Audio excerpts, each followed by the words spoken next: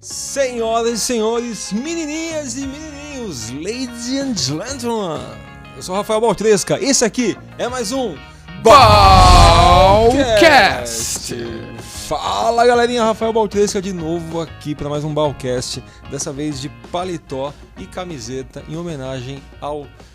Cara, pra mim você é o cara mais hippie da hipnose brasileira, mas depois você cortou o cabelo e veio o Ender, aí você não é mais, cara. Então, você perdeu. E agora é psicólogo, então, né? Então, não, aí, eu não sei se ser psicólogo ajuda eu ser mais ou menos hippie, cara. Eu não sei ainda. Eu vou te chamar de. Ainda tô agora de doutor. Doutor.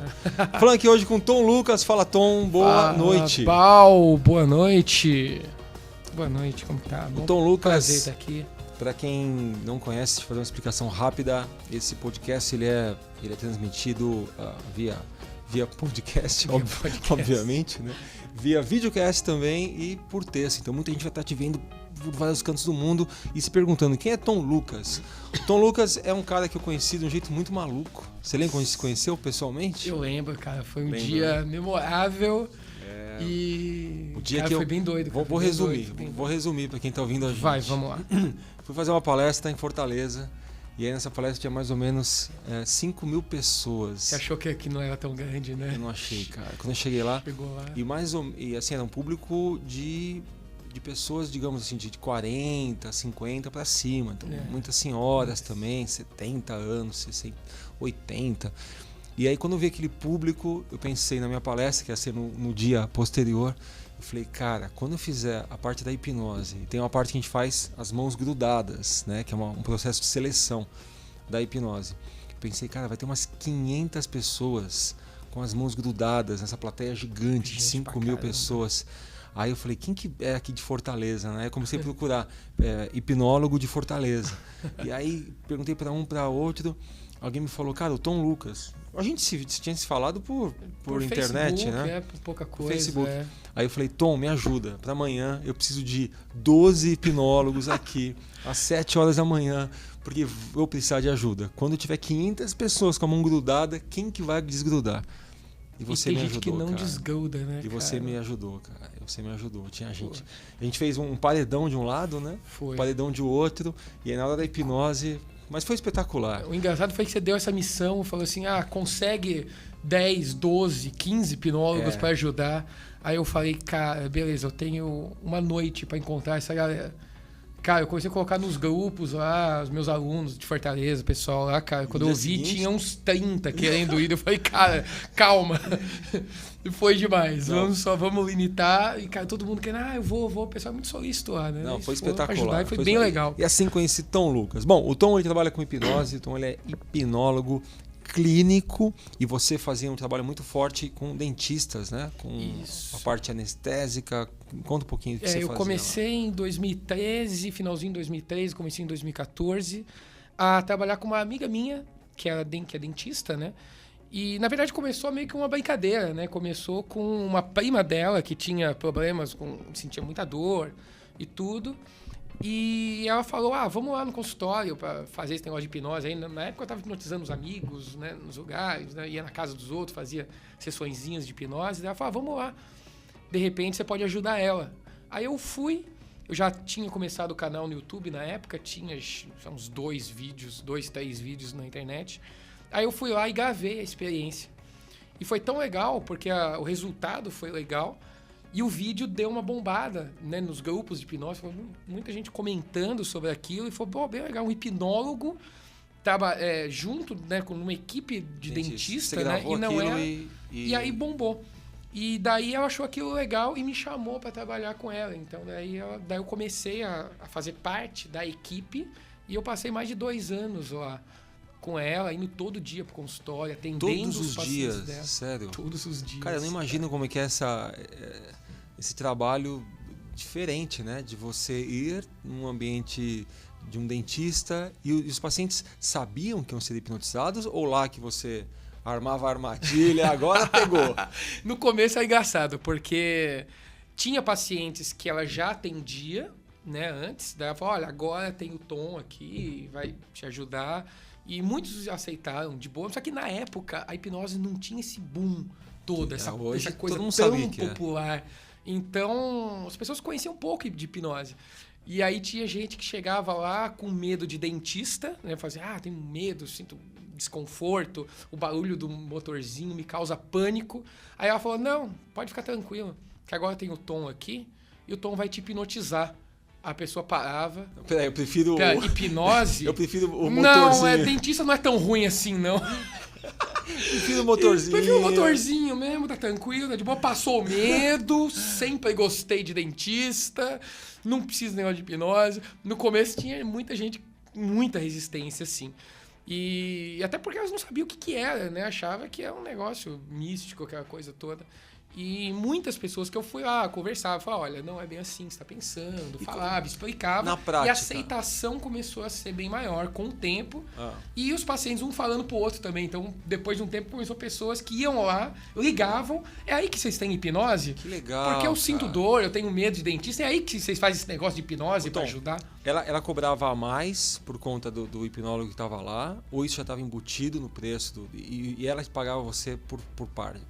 Ela me pagava a diária. Então, todo dia que eu ia lá, ela me pagava. E o paciente não tinha nenhum custo? Não tinha nenhum custo a mais. A gente preferiu fazer assim para baixar a resistência. Porque já tinha resistência por ser hipnose. Além disso, tem que pagar. Eu ainda tenho que pagar por um negócio que eu não sei nem se existe.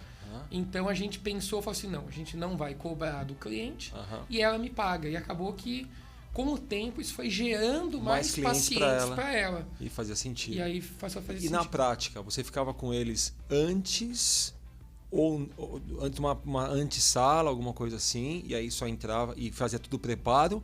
Ou não? Ele entrou na sala dela, você chegava, porque imagino que também o tempo dela dobrava de atendimento, né?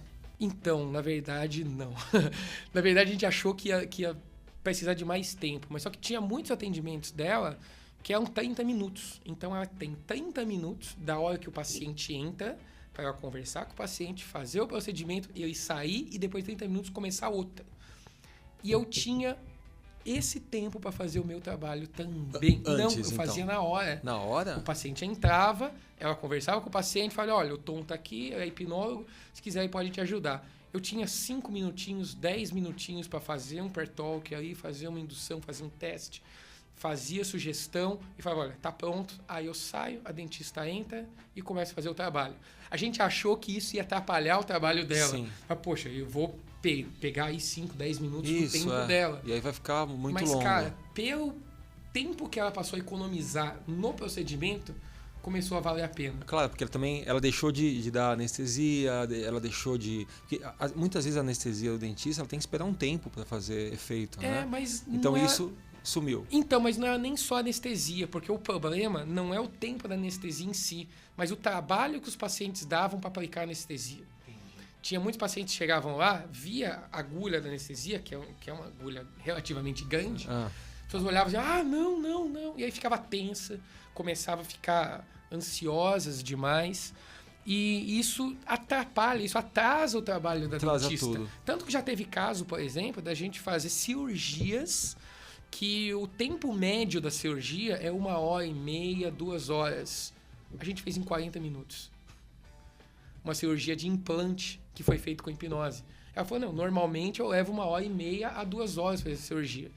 Nessa paciente que a gente fez, demorou 40 minutos para fazer. Porque a paciente ficou tão tranquila, tão relaxada, que parecia que é um manequim que estava lá de boca aberta. Foi rapidinho. E foi rapidinho. Entendi. Quer dizer, não tem a resistência da abertura da boca, que dói, né? Se ficar com a boca 20 minutos aberta, ela tá latejando. Fica lá, então e ela aí, ficou tranquila. Quer dizer, você já hipnotizou geral para ficar o bonequinho lá. Abre, faz, tem que fazer. Exatamente. Vou fazer uma pergunta... Eu vou ser o advogado do diabo aqui, hein? Não vou fazer perguntinha de quem não entende de hipnose, não. E quando não pega a anestesia hipnótica? Então, é porque as pessoas têm a ideia de que hipnose na odonto é só para dar anestesia. Na verdade, não. Raríssimas vezes, na verdade, a gente substituía a anestesia química por anestesia hipnótica. Entendi. Muitos casos a gente dava os dois. Na grande maioria dos casos, na verdade. Eu fazia todo o procedimento de anestesia e ela vinha com anestesia química também. Entendi. Porém, pelo fato da pessoa estar mais relaxada e não estar mais ansiosa, ela dava menos anestesia do que eu comumente precisaria. Às vezes a pessoa está muito ansiosa, ela dá um tubete de anestesia, não pega. Tem que dar outro, não pega. Dá outro, aí começa a pegar. Não, faz todo sentido. Então, a hipnose é mais no sentido de tirar a ansiedade do que dar anestesia em si. Você está trabalhando a atenção da pessoa, está trabalhando medos, você está trabalhando um pouco desse desconforto, né, de estar no dentista, e também a anestesia. E também a anestesia. A anestesia é uma das coisas. E às vezes também o controle de dor.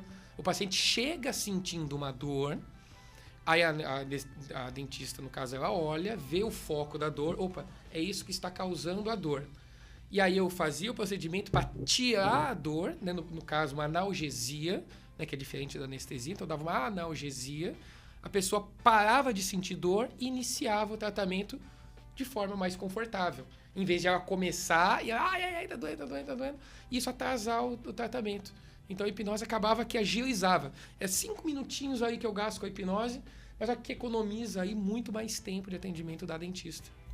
E aí, você ficou 2 anos, parou de trabalhar com ela? Então, por causa dos projetos, aí eu comecei a viajar com curso, começou a crescer muitos atendimentos, porque paralelamente ao trabalho lá no odonto, eu fazia os atendimentos de hipnoterapia e faculdade de psicologia, aí eu comecei a viajar, dar cursos fora, dar palestras fora, e aí acabou que meu tempo deu uma limitada. E aí, quando você falou, não vou mais... E aqueles pacientes estavam acostumados, que gostavam, e aí, continuaram pedindo? Acontece que tiveram pacientes naquela época que foram até o meu consultório fazer uma sessão de hipnose comigo para daí ir depois para dentista fazer o atendimento. Entendi. Então teve gente que precisou ir lá. E ainda assim, eu ainda continuo fazendo alguns atendimentos lá, assim, agendados. Então tem alguns pacientes, né, falam, olha, então só vai com hipnose. Aí eu marco um dia que eu tô livre, eu deixo de fazer um atendimento, e eu vou até o consultório e faço para aquele paciente específico. Ou o paciente vai até mim, eu faço o procedimento, trabalho a questão da tranquilidade, instalo uma âncora, né, faço com que ela ensino a auto-hipnose para que na hora do procedimento ela mesma consiga fazer aquele estado. Agora, aquele paciente que fala, não consigo de jeito nenhum, aí eu vou lá. Eu não estou mais ficando lá por causa do tempo mesmo. Entendi. Vamos falar um pouco agora da parte da psicologia. Porque é engraçado, porque quando eu comecei a entrar na hipnose, eu comecei a conhecer os hipnólogos, os hipnoterapeutas e os hipnotistas de rua. Sempre que tinha um assunto da psicologia, eles caíam massacrando, né? Assim como os psicólogos massacram a gente, principalmente os psicanalistas, acho que o psicólogo não, né? Ou um pouco. Então, acabou que o discurso do psicanalista foi pra contaminou todos os outros. Porque na faculdade de psicologia você tem a cadeira de psicanálise. Tem muita psicanálise. Tem, né? Não, tem várias cadeiras de psicanálise. Cara, eu tenho uma história boa disso daqui. Eu comecei a fazer faculdade de psicologia, não sei se você sabe, no ano de 2011. No ano de 2011, é isso mesmo, 2011. Muito bem, comecei a faculdade, tinha lá psicologia comportamental, né? O Skinner, tinha... Você nem lembra, tinha psicanálise. Cognitiva não tinha ainda no primeiro ano. Tinha Gestalt, tinha. ACP, humanismo. Bom, não lembro, faz 7 anos aí. E comecei, e aí começa a primeira aula que eu tive de psicanálise. Aí primeira aula dela, eu lembro até hoje, era uma senhorinha baixinha lá, e eu era o mais velho da turma, né? Agora eu tô com 38, faz 7 anos, eu tava com 31, era minha segunda faculdade, eu quis fazer período de manhã mesmo, e aí tudo molecada, 17, 18, eu lá 31, né? O senhorzinho lá. Aí entra a professora de psicanálise, ela fala, bom pessoal, eu vou tratar da cadeira de psicanálise, depois de 5 minutos, uma menina levanta a mão e fala assim, professora, muito legal, né? A senhora vai falar de hipnose também? Nossa. Cara, ela deu uma aula de 30 minutos pra gente, só metendo o pau na hipnose. Então, vou deixar bem claro aqui pra vocês, queridos alunos, hipnose é uma coisa que não existe. Começou assim já. Porque Freud utilizou um tempo, aquele papo de de psicanalista cabeça que quadrada. já tá errado, né? Porque se o Freud utilizou... Como é que ele utilizou algo que não existe? Para ela, ele tem... E o Freud é o grande nome da hipnose, é o grande nome da psicanálise. E ela já começou assim. Então, na verdade, o Freud utilizou um tempo, viu que não funcionava... E quando ele compreendeu que não servia para nada, ele voltou para a terapia pela fala e aí ele desenvolveu tudo que a gente conhece até hoje. E aí ela fez aquele discurso metendo pau na hipnose. Eu só fui fazer faculdade de psicologia por causa da hipnose. Eu tô na hipnose desde 2007, então eu estava 4 anos já na hipnose, gosto do tema, mente, cérebro, todas essas coisas, falei, vou estudar psicologia. Quando ela começou a falar isso, cara, me deu uma coisa. Aí eu levantei a mão e falei, professora, cara, com maior humildade... As pessoas sabiam que isso era hipnose? Não. Com maior humildade de quem estava na primeira aula da faculdade, entendeu? Pessoa, dá licença. Olha, me desculpa, viu? Desculpa. Eu trabalho com hipnose há 4 anos já. Adoro, amo falar sobre isso. E tem um livro do Freud, e ele mesmo diz que ele parou de utilizar a hipnose porque ele não era tão habilidoso quanto o Breuer, que era o professor dele. Ele mesmo disse que ele parou por falta de habilidade. Não que a hipnose não existe. Cara, bastou isso para eu tomar porrada até o fim da aula. E aí você foi expulso da faculdade. Não fui. Eu tranquei no final do ano, quando minha mãe faleceu, minha vida virou de cabeça para baixo, eu tranquei. Mas aquele dia foi engraçado, porque foi só falar isso. E ela falou assim, bom, para começo de conversa, se você veio aqui para aprender hipnose, você não vai aprender. Eu não falei isso, professor. Porque você está redondamente enganado. E aí ela fez um discurso de quem não conhece a hipnose. Isso que eu fiquei puto. É o grande problema. Porque um professor de psicanálise que conhece a técnica, ele pode debater legal. Falou, olha, não funciona... Para mim, por conta disso, quando você fala que regride, é uma regressão diferente da psicanálise. Legal, cara. Você debater com quem... Argumentar, né? Você argumentar. Mas foi aquela porrada desnecessária. E aí eu fiquei mais murcho que um pinto, sabe? Eu tava assim, murcho, cara. Que eu fiquei, nossa, o que eu fui falar? Os alunos me olhando. Nossa, ó o velhão aí que vem encher o saco. O tiozão aí. Ó o tiozão aí. Tiozão falando merda. Beleza.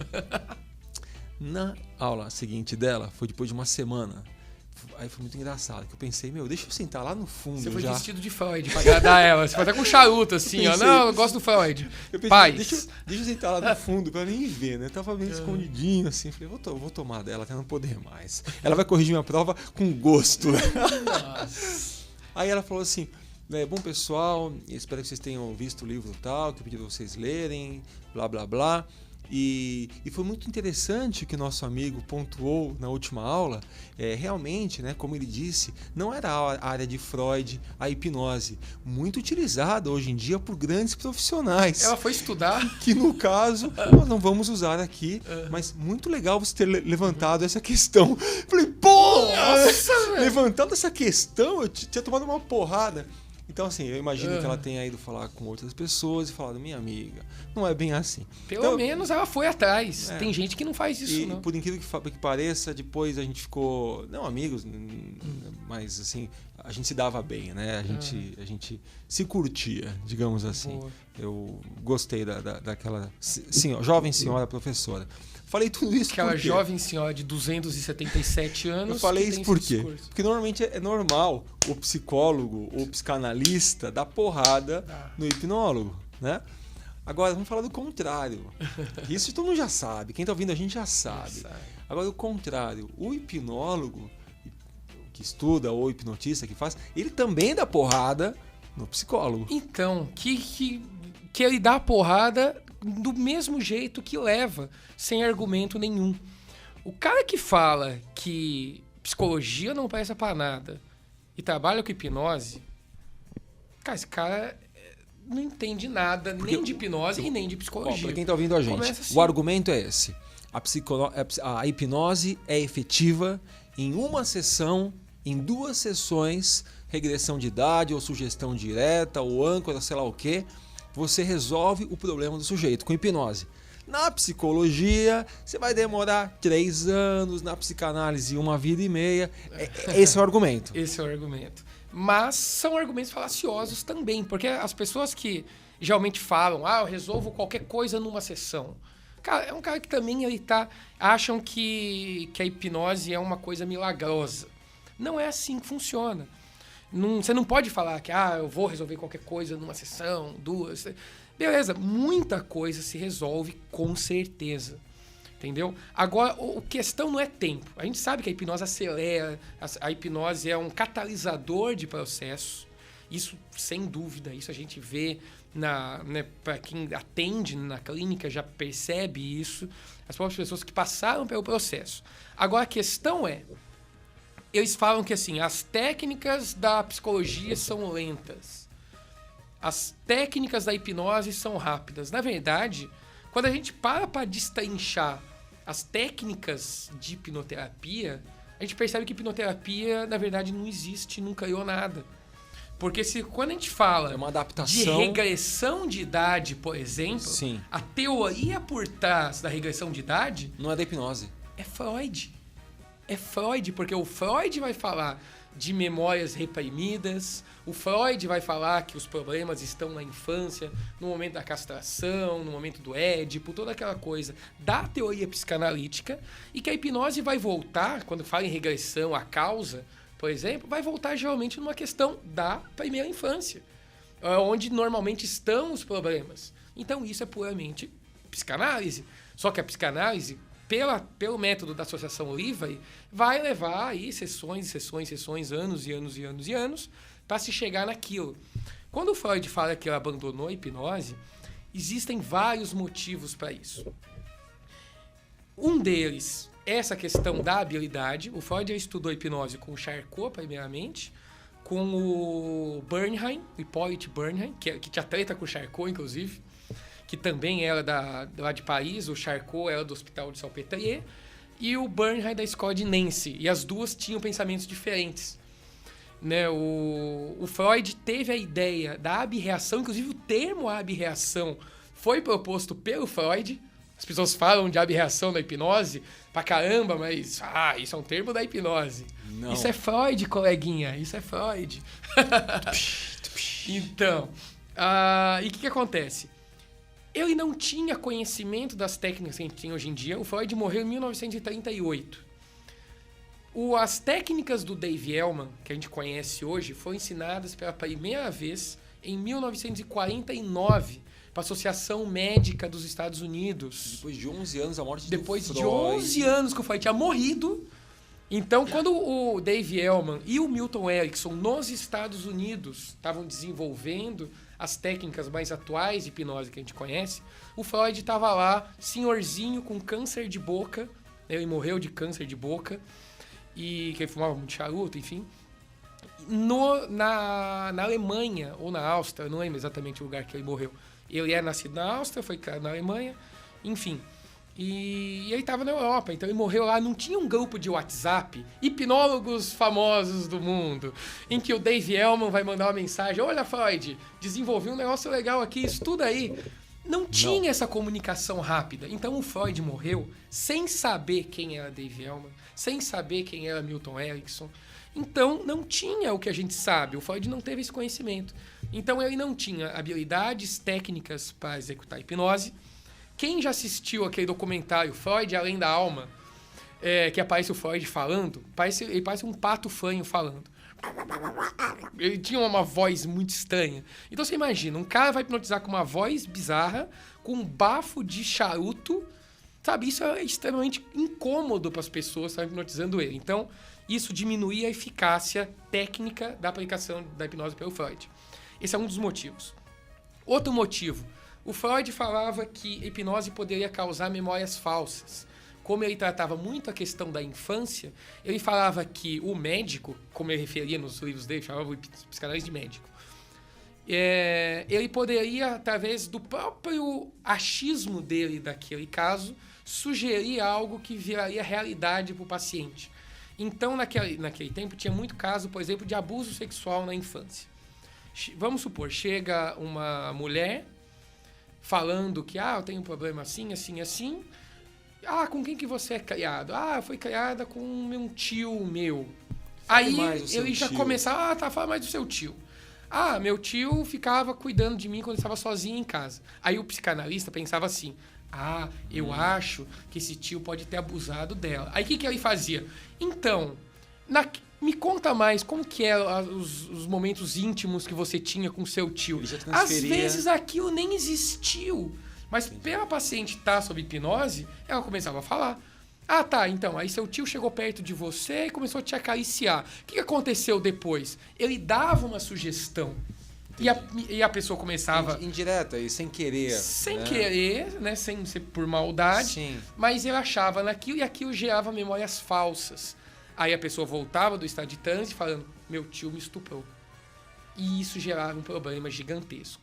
Então o Freud falou, bom, a hipnose pode causar isso.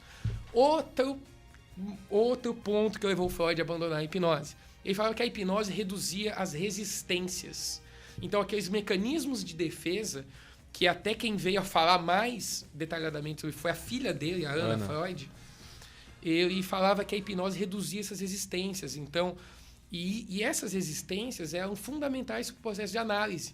Então, o processo de transferência, contra-transferência, aquela coisa do paciente chegar e falar assim, você é um idiota, eu não quero, porque você é um bosta de um terapeuta e esse negócio não vai funcionar para mim. Ele precisava disso para a terapia. Para que a psicanálise funcionasse.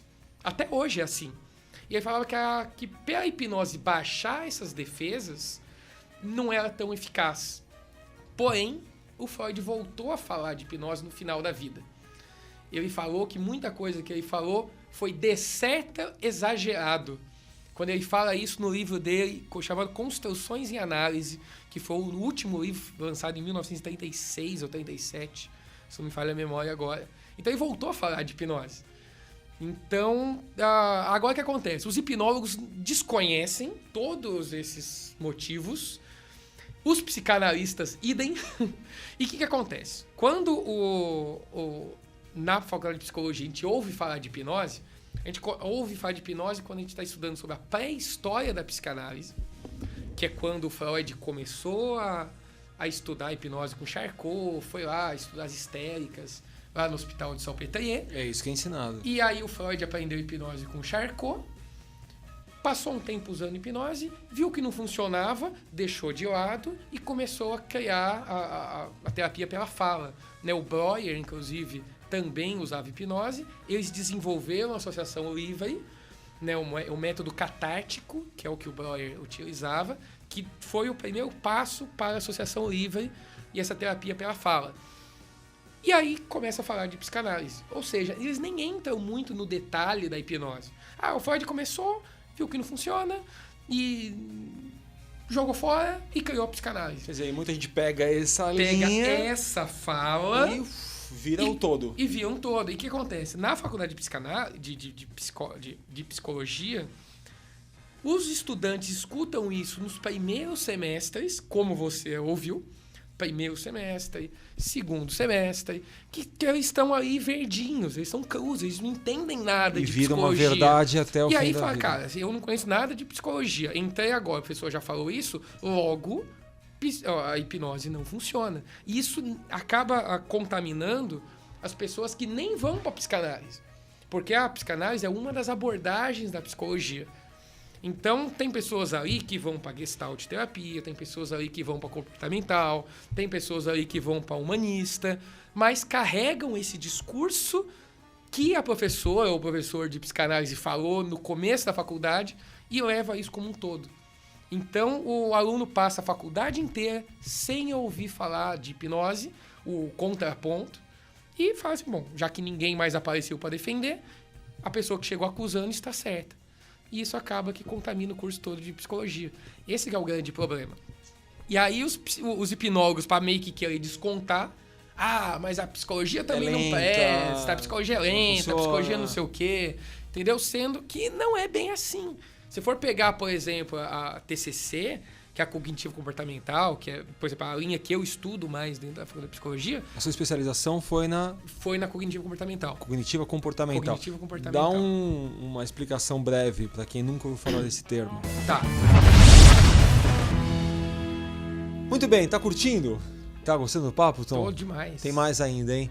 Olha, pra você ouvir, ver, curtir mais papo, aguarde o próximo Balcast, que tem a segunda parte dessa entrevista. Rapidinho, pra te encontrar nas redes sociais, como o pessoal te acha? Tom Lucas, com N de navio, acha em tudo. YouTube, Facebook, Instagram, Tinder... Não, acho em todos os lugares. Tom Lucas. E você tá no www.comohipnotizar.com.br, encontra minha agenda de cursos lá, ou tomlucas.com, também acha lá meu site. Muito bem, para você conhecer mais outros Balcasts e a próxima parte, que vai sair na semana que vem, você entra em www.balcast.com.br para conhecer mais sobre as minhas palestras empresariais, palestras corporativas. A gente está lá em www.rafaelbaltresca.com.br.